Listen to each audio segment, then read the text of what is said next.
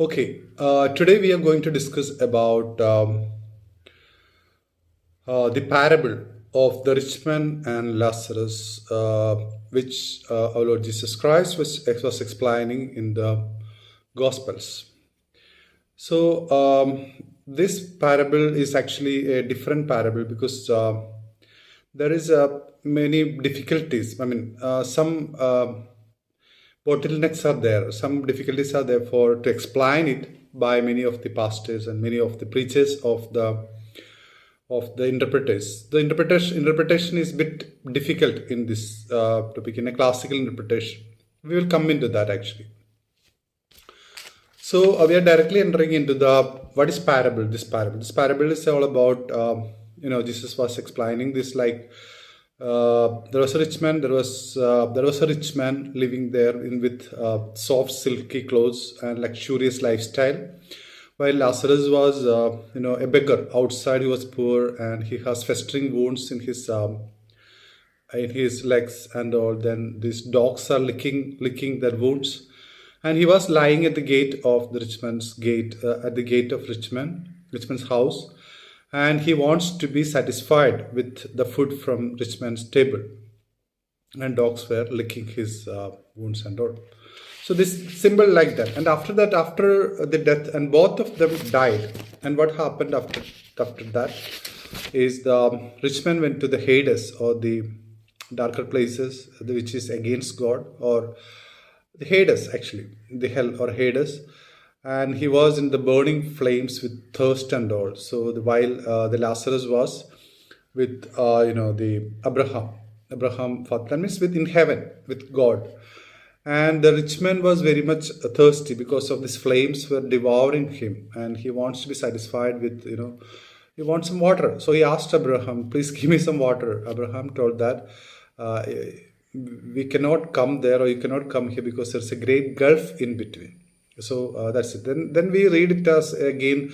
He asked him to send somebody to to there to inform me about so and so. So I'm just limiting it here actually, because after that it can be interpreted that it can be in a general sense it can be taken, but till this time, that means the water was asked. He asked the water and it was denied, and he asking for to send somebody and all. I'm not touching that part actually, because it's this till this point is what I am mentioning in this recording. So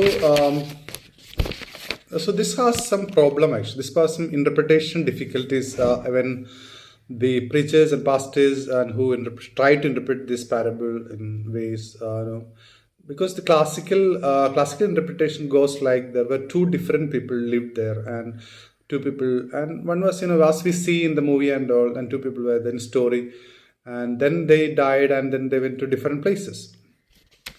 So this is the first interpretation. We are considering three interpretations, and this is the first interpretation. And what is the problem with this interpretation is there's a question rising that why should the rich man go to Hades? That's first thing.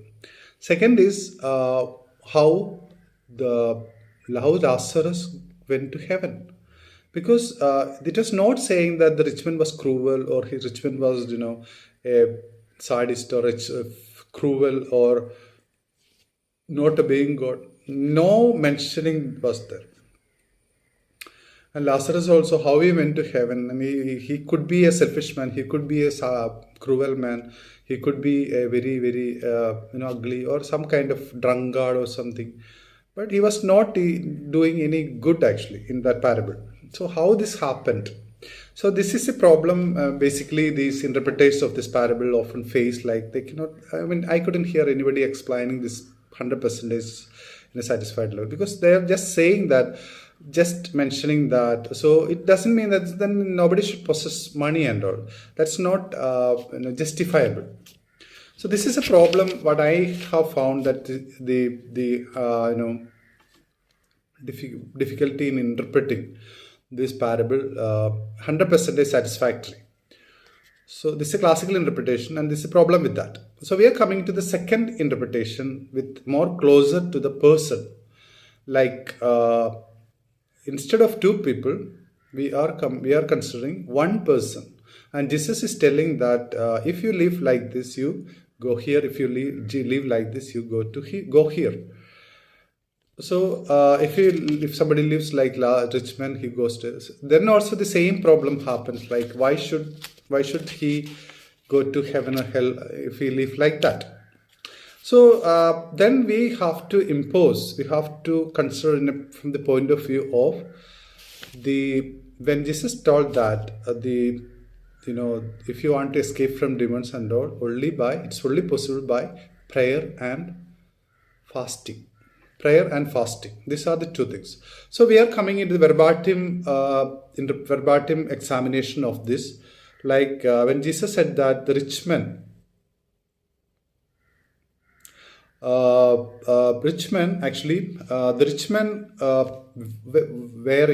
was wearing soft silky clothes. So that is exactly the word he was mentioning, soft silky clothes.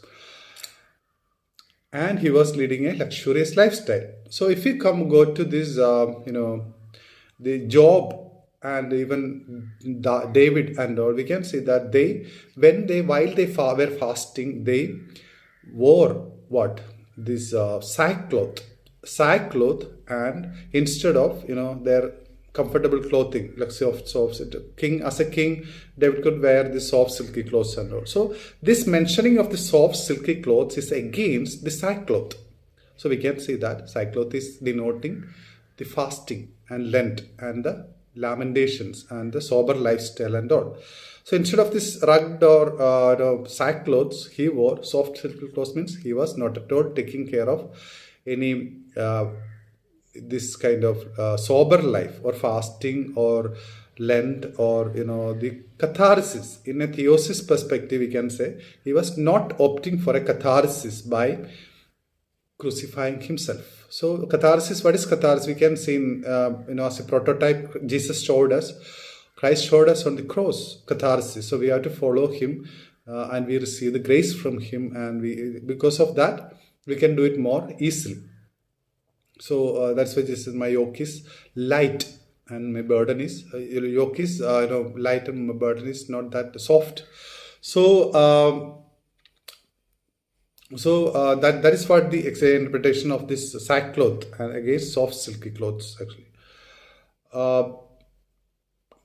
So this and luxurious lifestyle is all about against, we can see that it's against catharsis or the Lent and fasting and sober lifestyles. Or we can say the monk's perspective, in the desert father's perspective, we can say ascetic life and lamentations and all. He was abstaining from that, and he led without considering about this prayer and fasting and Lent. We can say in the orthopraxis is all about that. Orthopraxis, we can say Lent and fasting and all. He was not taking anything.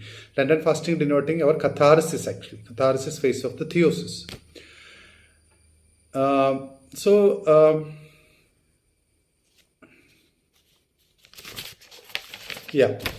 Then we come to the Lazarus. So that's the only explanation about the rich man. So we can say exactly the words Jesus used, like the soft silky clothes, means that's against sackcloth. That's not, he was not taking any fasting. And Jesus again said that, if you want to without, the Lent, the prayer and fasting, this will not go, this kind. That means the demons will not go away from you. So prayer along with fasting also, Jesus himself was mentioning that. So then we come to the Lazarus explanation that he was poor. Lazarus was poor. That means the person. So when we come to Lazarus, this person is actually same person. Same person is taking Lent and fasting and so and so. So he becomes poor by abstaining from a lot of luxurious things we can see in the orthopraxis, POV for orthopraxis, we can say at the Lenten time or that particular period, he becomes poor and he lives a sober life, and he lives a fasting and Lent and on. And the festering wounds denotes the catharsis he's going through. catharsis and the purgative way of treating the body. So we can say the prostration and all the orthopraxis is actually this bringing in the catharsis to the body, and fasting, Lent, and abstaining from luxuries and all. So this is the way of the cross actually. This is the way of the cross. And he was, the Lazarus was lying at the gate of the rich man. What's the meaning of this is, for that particular period, for the Lenten time, he was abstaining himself from the richness of his own rich man. Inside him, he abstained from his own richness, or the rich man inside him, he was abstaining from that, and he was lying at the gate outside. So there's an ascetic practice, like the ascets and monks used to lie in the floor for the particular period of Lenten time, and also they used to do this for the whole life actually. So at least for the Lenten time, this was the practice of lying in the floor with the minimum lifestyle and all. So this person is abstaining from his own richness. That means the rich person, he is abstaining from that for a period of time. And also he wants to be comforted from the rich man's table. That means his own table is full of rich food and all. But he was telling no to that for a particular period of time. Lenten time and fasting time and all this time, he was telling no to the foods and richness and the luxuries of his own table. That means he was abstaining from that, and he wants to be, but he is telling that no for a particular period of time. So that is, the rich man is in himself, and he is abstaining from the rich man for a particular period of time.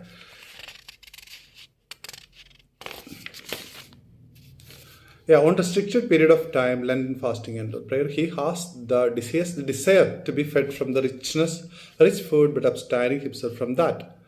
And dogs were licking his wounds. Dogs were licking his wounds. What is the meaning of that? Dogs is actually mentioning the Bible as the demons, the representation of demons. Because in the Psalms of David, we can say that the dogs were barking at me. He was lamenting. He was complaining to God that dogs were barking at me. And also the dogs are, encircling the towers, barking at the sacred things. So dogs are considered as a cursed animal according to Bible. And the demons, they are representing demons only.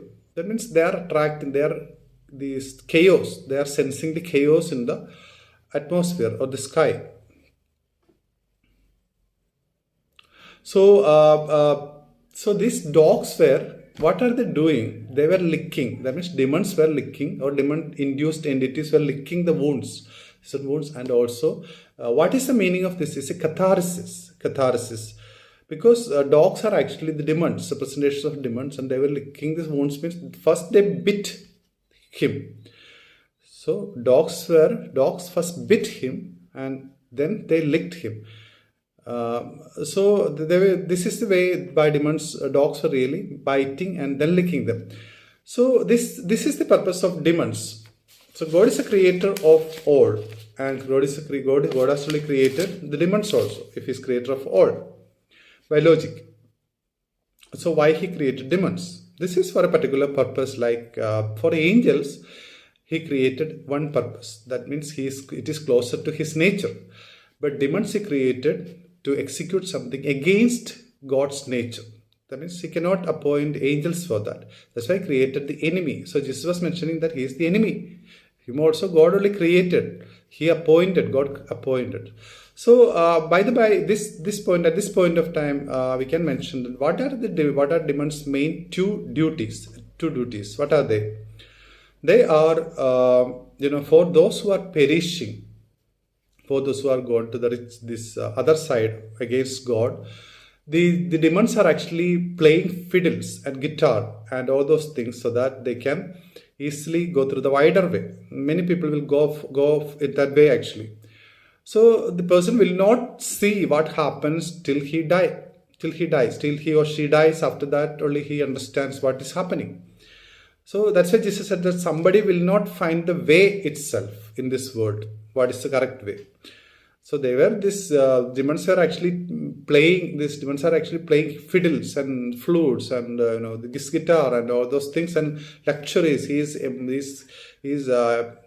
adorning, and he's decorating him and her and everything with these luxuries and all, pleasures and all. As far as he's not turning back from that.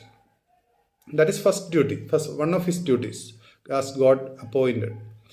Second duty is the moment the person is turning away from that and wants to go to God, then all the pleasures he has experienced in the body by these luxuries and all has to be proven lie to him. They are lies actually. They have to be purified. So this is called catharsis phase. And for catharsis, demons, then their nature will start to change. The demons start to bite us like the dogs bit him. Demons start to bite us. Demons start to scratch us. Demons start to wound us. And then this, this blood will come. Blood and all these things will come. That the demons will lick that, because that is actually they are interested in. Actually, first they bit and then they lick. Bite, then they lick.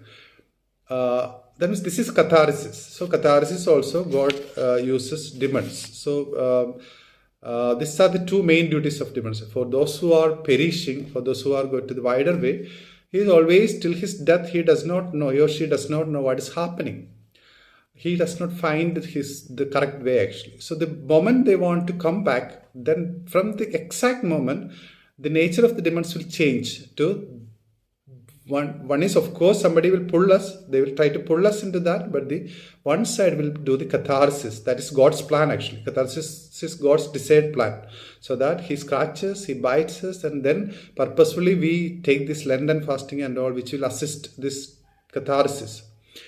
And then by that, many of the external pleasures are proven false or lies to us. And then this purification starts. That's the first phase of the use, which is catharsis. So that's it in this world. So what happens?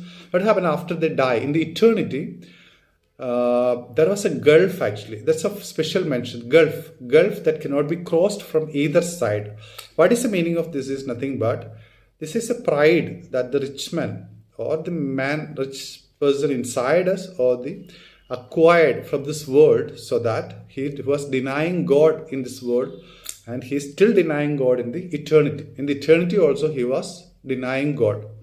That means the Lazarus at the other side, he, by the sober life of fasting and catharsis, that the dogs bit him and all, and he was lying on the floor at the gate of the rich man. That means for a particular period of time, he was taking all these things. And that actually, by that practices, we can say in current sense orthodoxy, orthopraxis, he acquired the humility before God and he directly went to heaven. Other side is the pride that the rich man was acquiring, was preventing even God also crossed that. So logically, if God can cross the gulf, Abraham also could cross the gulf. Why Abraham couldn't cross? Means God also cannot. Why? Why God cannot cross? That's the question. Question is, God honors the free will. God honors the free will. And why? Because that's another topic altogether. And he honors the free will and tells that if you don't want me, I will not come to you. That means the rich man was, that point of time also, he was denying God. That is what we understood from that. Otherwise, God is omnipotent. He can do anything. But the only thing is, if he is denied, he will not come to him. That means he was still denying God. That is the pride, the gulf of the stinking pride he was carrying from this world. That is a formula he acquired from this world actually. So exactly we can see these two logics in the Eden or the paradise when the rich man was, Adam and Eve were offered two logics.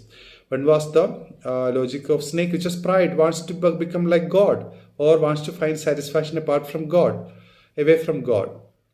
Other was the tree of life, which was nothing but Christ himself. As St. Paul says that Christ was crucified before the world. So before the beginning creation of worlds, Christ was crucified. That means the fruit of the tree of life was still there and Christ was crucified there before that. That means what is that actually? That was the humility. Christ's crucifixion was the humility. Humility was there. But humility against, till the last breath he had this humility, but at that side they selected the pride of the snake. And actually the same thing now also we acquire from this world is the pride against God or the humility before God. That's why orthodoxy and orthopraxy has a lot of prostrations we included. We have it for body acquiring, everyday body is acquiring this pride from outer darkness, outside world, but we somehow clarify it by the humility of God before God, humility before God, by prostrations and a lot of other orthopraxis.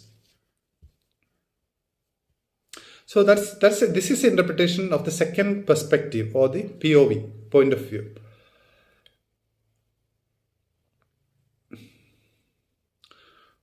So even in the fire of eternity, he couldn't help but denying God. He couldn't avoid denying God means he cannot avoid that, because body is very much required for practicing, acquiring this humility. Body is highly required. Otherwise, what happens is we have to anticipate for the prayers of our successors and other people. And that is altogether another topic, the prayer for the departed. So I don't want to mention it here at least. So body is highly required. That is the meaning of this. Body is highly required. That's why we do the prostrations and all, by which acquire the humility before God. So apart from God, this pride, this stinging pride is what the rich man carried to the eternity. So we are coming to the third perspective, third interpretation is, we are coming more closer into that. It means one person's, it is nothing but, rich man and Lazarus was one person's body against his own spirit. It means same person and same person at the same time, and his body versus his spirit. So this can be, we can interpret it, but only thing is the one problem is the body cannot be in the eternity. Body cannot be eternity, but we can say that generally it's a symbolic representation, like body cannot be in the eternity, but at the same time, if he follows the body, he will end up there. Now like that also we can interpret that. So what happened to the body? We know that according to Indian philosophy, that will get recycled into the 5 basic elements, construction elements, which is sky, earth, fire, air, fire, body, earth, and water, and so on. So that is Indian philosophy is discussing about that, actually, this recycling.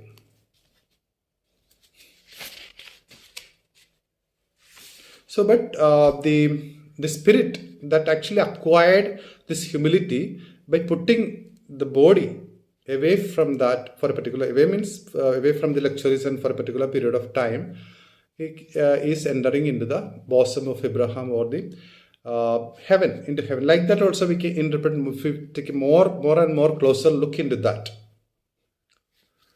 So these are the 3 ways of interpreting, among which I think the second way of interpretation is more satisfactory and meeting all the points that covered by our Lord Jesus Christ in his parable.